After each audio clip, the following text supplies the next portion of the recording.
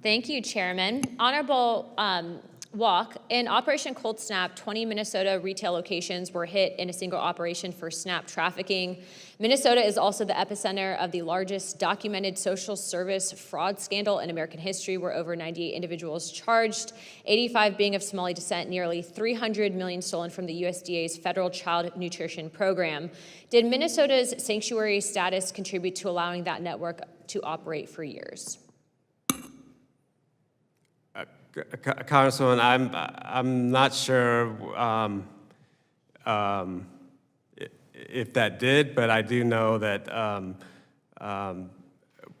in terms of Operation Cold Snap and Feeding Our Futures, that there was a big nexus to the Somali community. But we haven't looked at the issue of how the sanctuary jurisdictions affected that. I understand this to be correct, not just in Minnesota, though. In most states that actually have illegal immigration problems and provide sanctuary status to these people, where they are limiting cooperation with federal immigration enforcement, do you find it to be the case that similar cases also exist in regards to SNAP fraud? Well, I think we need to be able to cooperate across jurisdictional lines when it comes to law enforcement. So if we're not getting cooperation from the state agencies and the proper degree of information sharing, it's very difficult to go after the fraud, particularly in terms of illegal alien communities, because what we found is that often does involve false identities, false document rings, and the resources that are needed to get at that is not just going to be within USDA. We do need cooperation from state and locals and other federal agencies to get at that.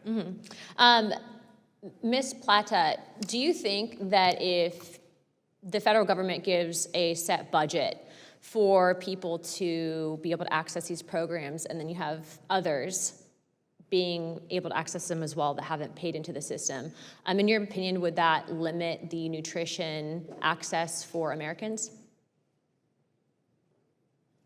SNAP has the high quality control measures to ensure that only eligible individuals are accessing the program. So you don't think that fraud's occurring?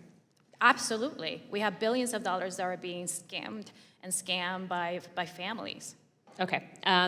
My next question would be for Ms. Gressler.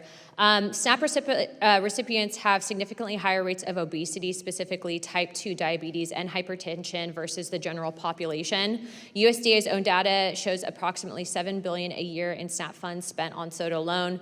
Is it accurate to say that the federal government is currently running a program that simultaneously funds poor nutritional choices through SNAP and then funds the resulting chronic illness through Medicaid, effectively subsidizing the same disease twice?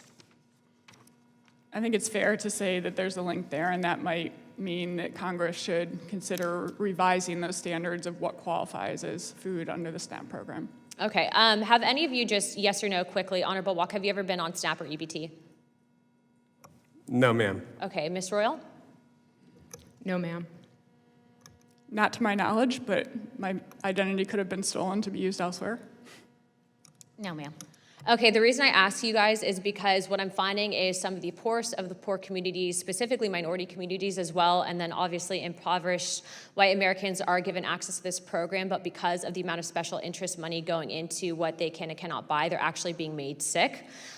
Just being very direct, it is basically a government-funded pipeline to chronic illness, and it didn't happen by accident. SNAP-eligible food list is not written by nutritionists. In fact, it's written by lobbyists. And every time a state will specifically try to restrict SNAP purchases, whether it be New York, Maine, or even Florida, the American Beverage Association and the processed food industry killed the waiver at the USDA, not because nutritional restrictions were bad policy, but because Coca-Cola and Pepsi-Cola have spent tens of millions of dollars protecting a $7 billion in annual government-guaranteed soda revenue. I'm just curious, do you really think that this program currently, as written, if special interest is controlling it, is really benefiting children? Honorable Walk, yes or no? I can't give a policy opinion, but I do certainly understand that there are questions about how nutritious some of Do you that. think special interest money should be deciding that, yes or no? No. Okay. Ms. Royal, yes or no? Do you think special interest money should be deciding? No. No.